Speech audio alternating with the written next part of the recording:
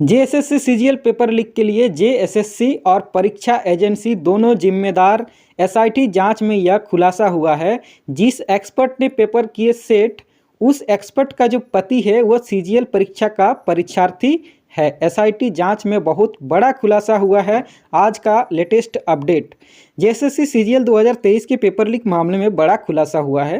Ranchi police की SIT ने court में सौंपी रिपोर्ट में पेपर लीक के लिए परीक्षा एजेंसी सतवत इन्फोसोल प्राइवेट लिमिटेड और झारखंड कर्मचारी चयन आयोग जेएसएससी की लापरवाही को जिम्मेदार ठहराया है। रिपोर्ट में कहा गया है कि छापाखाने से लेकर रांची ट्रेजरी में पेपर रखने में भारी सुरक्षा चूक हुई। ट्रक से पेपर उतारकर ट्रेजरी में रखने के दौरान कई कर्मचारियों और मजदूरों को लगाया गया। सभी मोबाइल लेकर ट्रेजरी के अंदर गए, जहां सीसीटीवी कैमरे भी नहीं थे। परीक्षा एजेंसी ने ऐसे बरती लापरवाही। दरअसल पेपर तैयार करने की जिम्मेदारी सतपथ इन्फोसोल के जिम्मे था।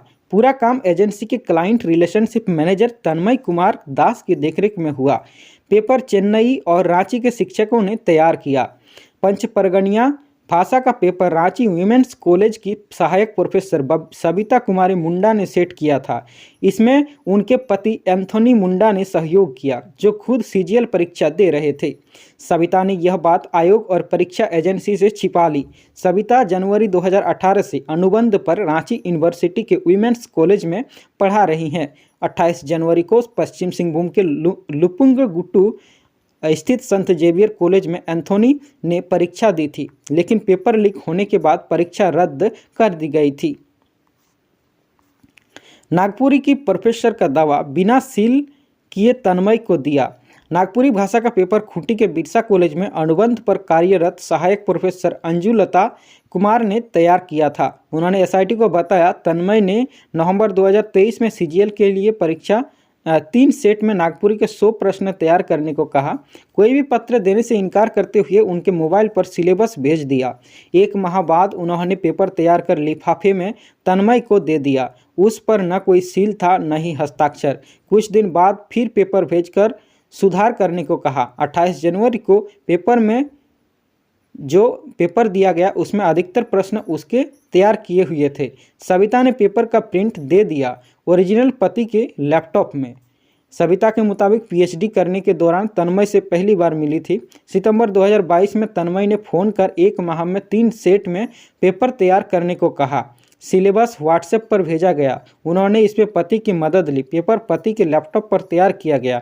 इसका प्रिंट आउट तन्मय को दे दिया, जबकि ओरिजिनल पेपर लैपटॉप में ही था। 1 माह बाद तन्मय ने फिर 3 सेट में पेपर तैयार करने को कहा।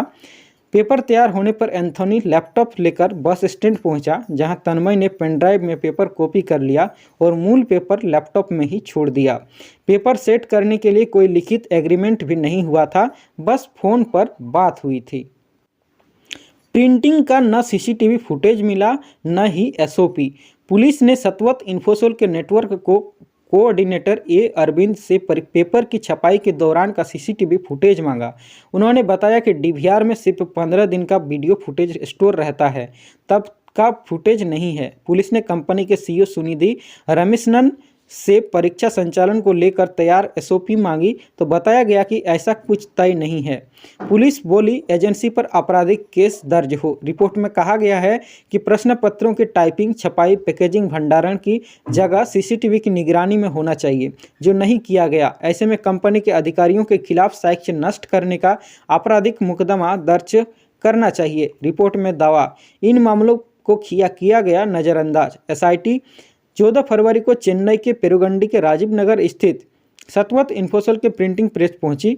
निरीक्षण में पाया गया कि प्रिंटिंग वाले कमरे के दरवाजे में छेद था, जहां से आसानी से पेपर बाहर फेंका जा सकता था। पेपर तैयार करने की जिम्मेदारी एजेंसी के अधिकारी मधुमती व कुलंदई येसु पर था। इनके नेतृत्व में 20 लोगों ने पेपर की छपाई की। प्रिंटिंग प्रेस जाने से पहले उनका मोबाइल जमा कर लिया जाता था, लेकिन मशीन की खराबी ठीक करने एक कारीगर 3 दिन मोबाइल लेकर अंदर गया। कुछ तस्वीरें भी खींची। 3 लिफाफे में जेएसएससी को 3 सेट दिए गए थे। उसमें 1 सेट का चयन कर जेएसएससी ने तन्मय को दिया था। तब जेएसएससी ने विशेष सतर्कता नहीं बरती। प्रिंटिंग प्रेस के मेंटेनेंस मैकेनिक आर परवीन ने बताया कि कई बार छपे पेपर को मैनुअली हैंडल किया गया। वहीं एक कर्मचारी राजेश कई बार छपाई वाली जगह जाता था और मोबाइल से मशीन आदि की फोटो लेता था। 11 कंटेनर से पेपर व 3 कंटेनर से OMR सीट रांची भेजा गया। एजेंसी के कर्मचारी ही साथ थे। कंटेनर की सुरक्षा की व्यवस्था नहीं थी। रांची पहुंचने पर पेपर व OMR सीट JSSC व ट्रेजरी ऑफिसर की मौजूदगी में रांची ट्रेजरी में रखा गया। बाहर तो वीडियोग्राफी कराई गई, लेकिन अंदर वीडियोग्राफी नहीं हुई, जबकि कर्मचारी व मजदूरों के पास मोबाइल थे। तो ये सारी खबर JSSC CGL पेपर लीक को लेकर SIT की जांच में जो खुलासा हुआ है वह आपके सामने है।